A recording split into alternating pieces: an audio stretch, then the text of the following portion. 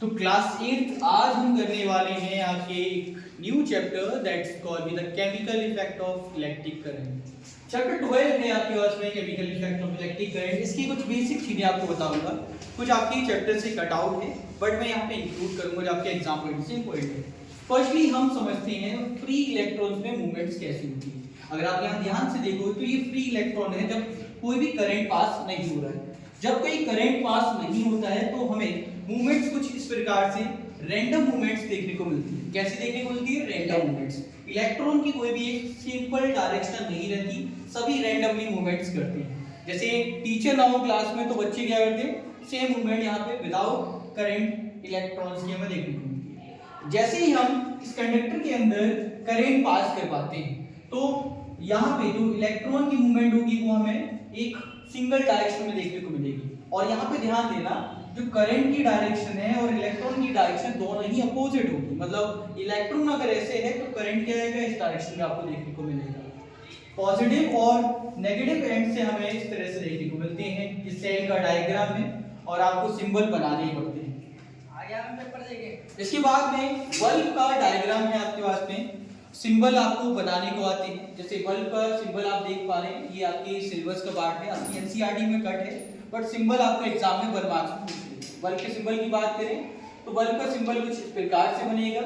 इसमें आप on off के लिए ऐसे भी ड्रॉ कर सकते हो या फिर ना भी करो तो कोई दिक्कत नहीं है। Current flow through the fibre cause the filament to heat up and emit light. ये आप एक छोटी सी डिस्क्रिप्शन दे सकते हैं बल्ब के केस में अगर आपको लिखना है। वहीं एक है आपकी में light emitting diode that is LED.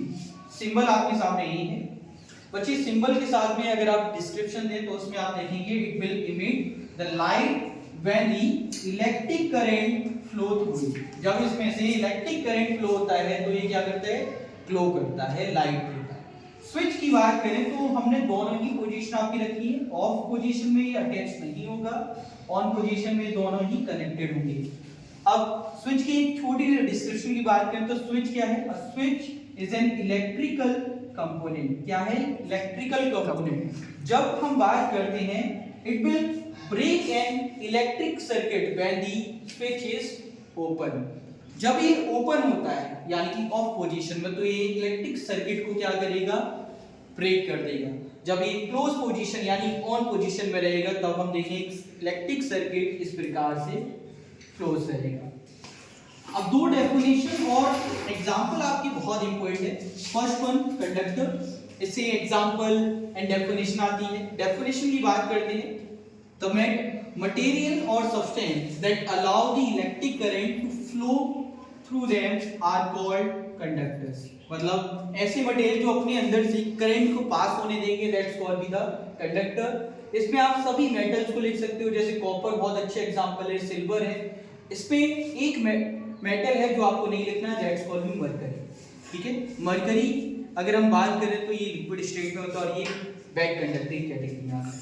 इसके बाद इंसुलेटर है बच्चे आपका। इंसुलेटर ऐसी मटेरियल्स को हम कहते हैं द मटेरियल और substance that do not allow the electric current to flow through them are known as insulator. मतलब ऐसे मटेरियल जो अपने अंदर से करंट को पास नहीं होने देंगे वो सभी इंसुलेटरी कैटेगरी में आएंगे।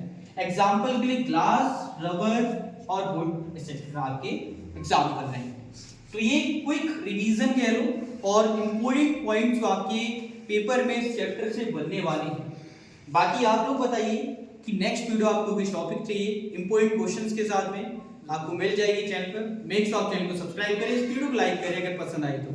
Thanks for watching. जय हिंद, जय भारत।